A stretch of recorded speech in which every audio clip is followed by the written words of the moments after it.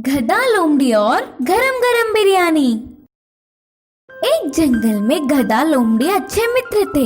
उन्हें हमेशा वही खाना खा खा के बोर हो गए, तो कुछ नया खाने की इच्छा जागी। उस मुंह से इस मुंह से सुना था कि बिरयानी बहुत स्वादिष्ट होता है, तो तुरंत बिरयानी का काम तमाम करने का दोनों ने निर्णय लिया। जैसे सोचा था वैसे ही गधा लोमड़ी शहर जाकर बिरयानी तैयार करने के लिए जरूरत सामान खरीद के उनके स्थान पहुँचे। मित्र, सामान की पोटली उठाकर मैं बहुत थक गया, बिरयानी तुम ही कर लो ना।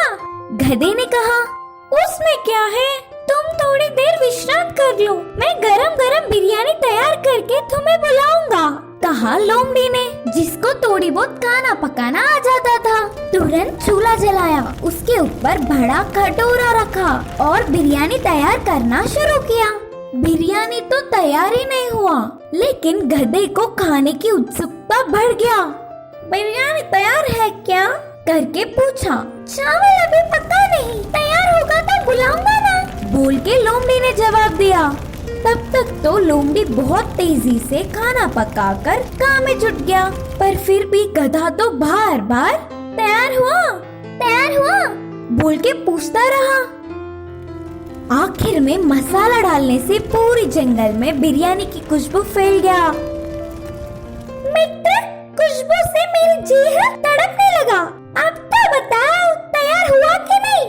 हाँ हुआ है, लेकिन बोल के लोमड़ी ने अभी उसकी बात पूरी ही नहीं की, उससे पहले ही खाने की उत्सुकता में बिरयानी की कटोरी में मुंह रखा गधा। फिर बस अचानक उसकी मुंह जल गया, दर्द से कांपने लगा, चिल्लाते हुए इधर उधर उछलने लगा।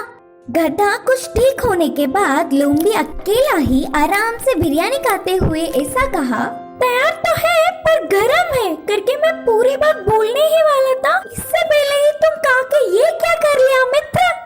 बेचारा गधा मुंह जलने के कारण उसकी बहुत ही मनपसंद बिरयानी खा न सका और ऊपर से 2 दिन भूखा रहना होगा। इस कहानी से हमें यह सीख मिलता है कि किसी भी विषय में धीरज ना रख के जल्दबाजी करना ठीक नहीं। उड़ने वाला घोड़ा। एक गांव में चंदू नामक एक व्यक्ति रहा करता था। जितना उससे हो सके वो हर किसी की मदद करता था। वो एक किसान था, उसके खेत गन्ने के थे।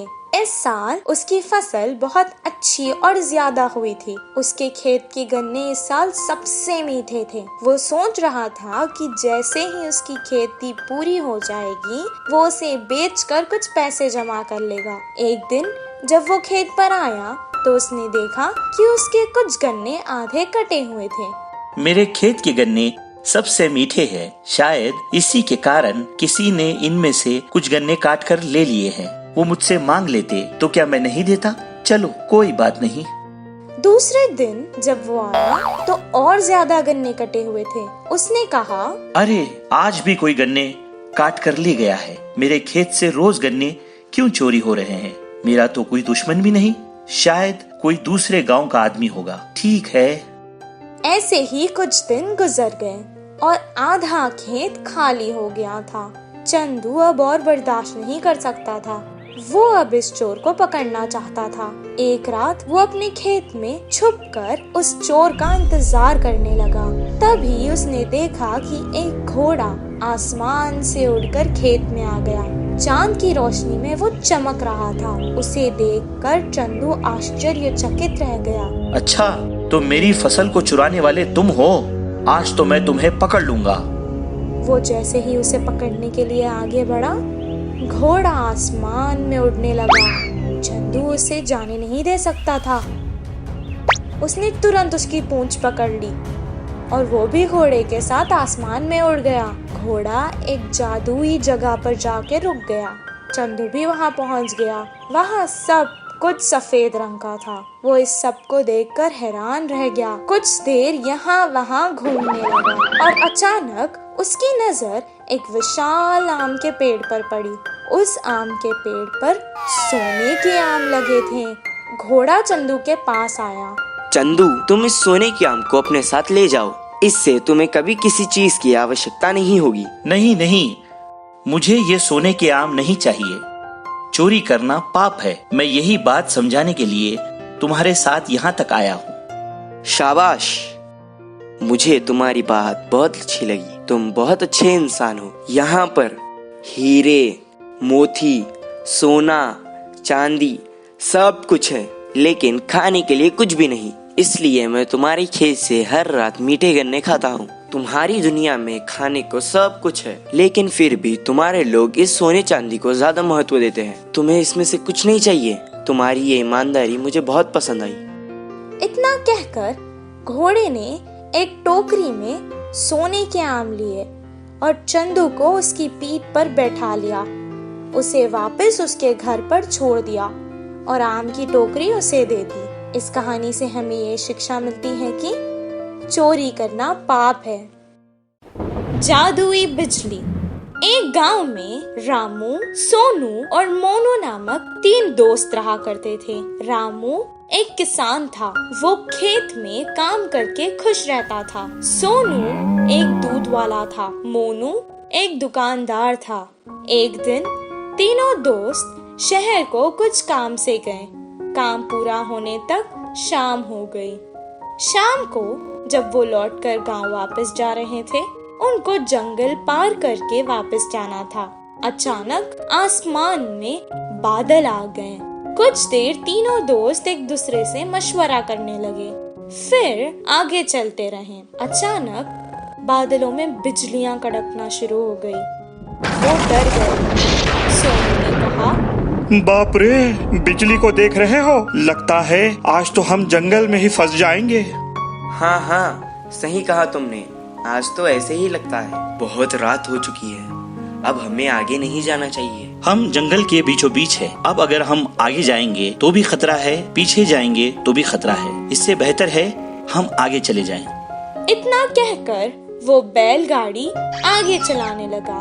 थोड़ी दूर जाते ही जोरों की बारिश शुरू हो गई। जंगल में बहुत ज्यादा अंधेरा था और ऊपर से तेज बारिश और बिजलियां कड़क रही थी। ये सब देखकर वो डरने लगे।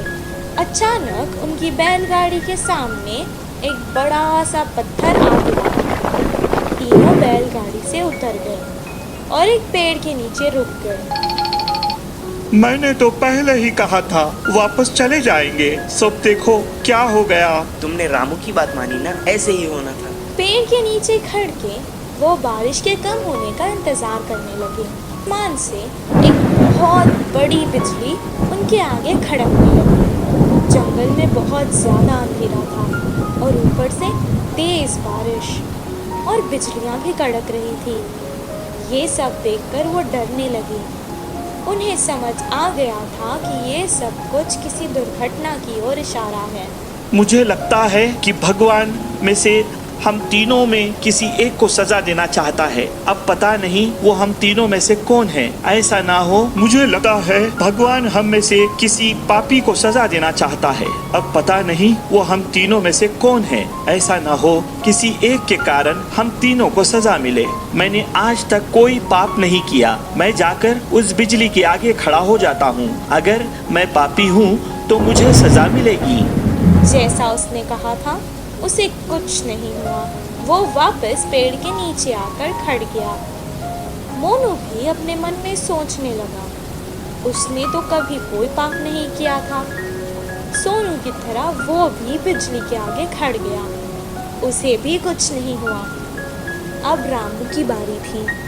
वो सोचने लगा कि बाकी दोनों तो बच गए, अब भगवान को उसे ही सजा देनी होगी। लेकिन उसने भी तो कोई पाप नहीं किया था। वो डरते डरते बिजली के आगे खड़ गया। तभी अचानक बिजली वहां से पेड़ की तरफ चली गई और पेड़ के ऊपर गिर गई। पेड़ जल गया और उसके नीचे खड़े सोनू और मोनू मर गए। रामू को कुछ देर तक समझ ही नहीं आया कि आखिर हो क्या रहा है। दोनों दोस्तों की मौत पर वो बहुत दुखी हुआ और रोने लगा। हे भगवान, ये क्या हो गया? अगर अब मैं इन दोनों के बिना गांव जाऊंगा तो गांव के लोग मुझे ही इनका मौत का जिम्मेदार समझेंगे और मेरी बहुत बेइज्जती होगी। इससे बेहतर है मैं यहीं अपने दोस्तों के साथ मर जाता हूँ। रामू बहुत देर तक रोने लगा और रोते रोते वो भी मर गया। और अचानक एक देवी आकाश से प्रकट हुई और वो रामू की अच्छाई से बहुत खुश हुई, इसलिए उसने तीनों को जीवित कर दिया। रामू, तुम बहुत अच्छे हो इंसान। रामू, तुम बहुत अच्छे इंसान हो। तुमने कभी कोई पाप नहीं किया है। और तुम्हारे ये दोस्त सोनू, ये जो दूध बेचता था उसमें पानी मिलाया करता था और दूध को बहुत महंगे दाम पर बेचता था। तुम्हारा ये दोस्त मोनू, ये जो व्यापार करता था, ये दुकान के सामान में मिलावट करता था और बहुत महंगे दाम पर बेचता था। तुम ही बताओ, क्या ये पाप नहीं? पर तुम बहुत अच्छे हो, सबकी मदद करते हो। तुमने ऐसे पापियों के लिए अपनी जान दे दी। मुझे अच्छा लगा। अब मैंने खुश होकर तुम तीनों को जीवित कर दिया है। सोनू, मोनू, तुम्हारी जिंदगी का कारण आज रामू है। अपने पाप छोड़ दो और अच्छे इंसान बन जाओ। सोनू मोनू ने अपनी गलती का पश्चाताप किया और अपने आप से वादा कर लिया कि अब वो कोई पाप नहीं करेंगे। और रामू जैसा अच्छा दोस्त पाकर वो बहुत खुश हुए। तीनों बैलगाड़ी में बैठकर वापस गांव आ गए। अगले ही दिन से वो अपने अपने काम पर लग गए। सोनू अब दूध में पानी बहुत कम मिलाता था और मोनू सही दाम पर सही तोलकर बिना मिलावट वाला सामान बेचता था। इस कहानी से हमें ये शिक्षा मिलती है कि अगर हम अच्छा करेंगे तो हमारे साथ अच्छा ही होगा।